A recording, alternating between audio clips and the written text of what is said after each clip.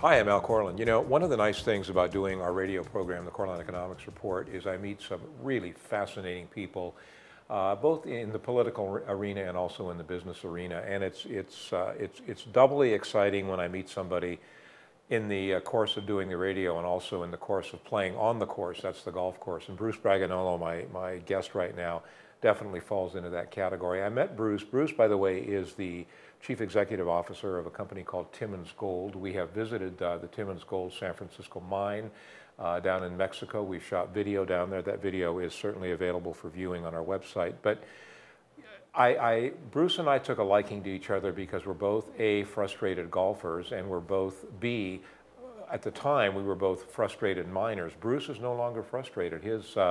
His company Timmins has put the San Francisco mine into full production as of April 1st, and that's huge, Bruce. Yeah, it's a real milestone, Al. All the financing and hard work, both the team in Canada and in Mexico, has finally reached a point where we're in full commercial production and we're pouring gold on a regular basis. So it's a big milestone for the company to reach. Well, it's a huge milestone for the company to reach. And you know, one thing that I find interesting about Timmins is the infrastructure that we saw when we shot the video, which was back in, I guess it was November of 2008, if I'm not mistaken, maybe 2008. The infrastructure that you've had in place ever since the company has taken over, you started at a pretty advanced stage, but you moved up to where you're probably one of the premier in terms of equipment organizations down there. Yeah, one important feature that we realized we had to implement was to build a brand new crushing system. Mm-hmm. And when you were there, we were just installing the structural steel and I think some of the feeders for the crushing system. Basically over the course of the next 6 to 8 months, we finished the construction, tested it, we poured our first gold in December, and now we've reached that full commercial production milestone.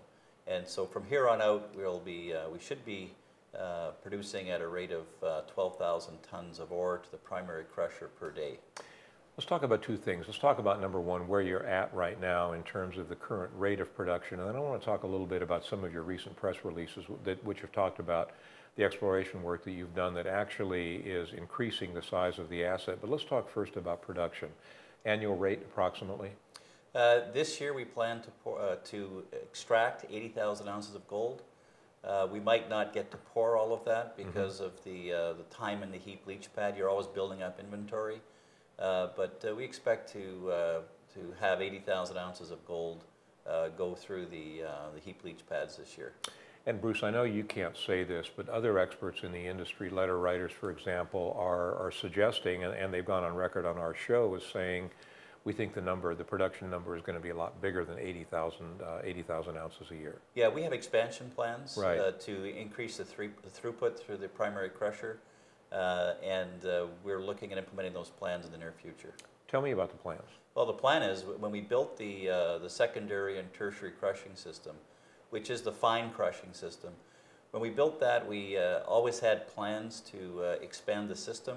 So by adding one more module, which would be a secondary and tertiary crusher, and the foundations are already in place, the motors are already designed for the capacity of the expanded system, then we can expand the capacity of the crushing system to about 16,000 tons per day, which should get us to around 120,000 ounces of production per year.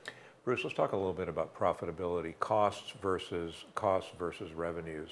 I know it's difficult to say, but I have to assume that Timmins, at the end of this fiscal year, your fiscal year will be ending March 31st, if I'm not mistaken, 2011. You're going to be in a profitable situation. We might be profitable right now. We have to check our numbers at the end of the first quarter, sure. Which would be June the 30th. We anticipate we should be profitable right from the get-go. Okay.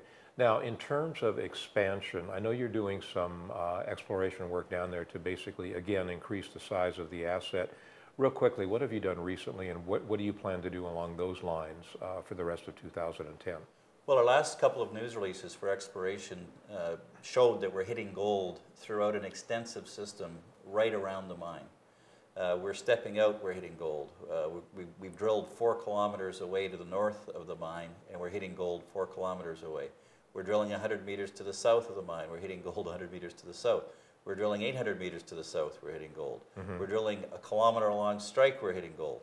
So there's gold all the way through the system. What we have to do now is get a new resource estimate out, which should be out shortly, and then build on that and keep adding ounces. Historically, the cost of adding ounces at San Francisco has been $10 per ounce. If we can duplicate that, then we're well on our way to a much bigger mine.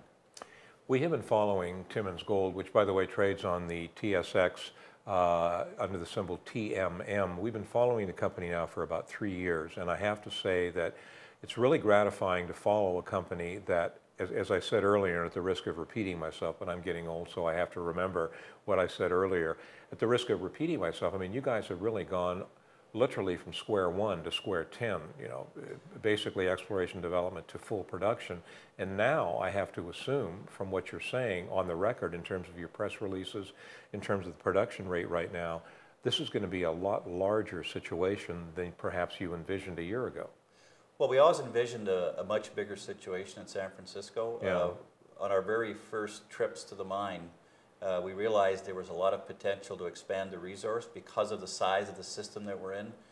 Even at the mine pit right now, it's about 1 kilometer across that pit. Well, a system that big doesn't just stop at the end of the pit. Right. So, you know, our plan is we're spending 50.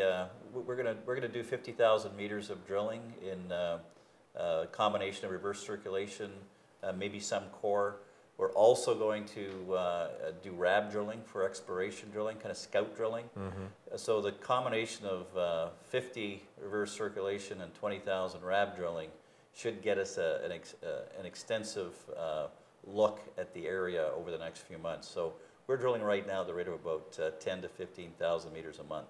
And we've been doing that since the start of March.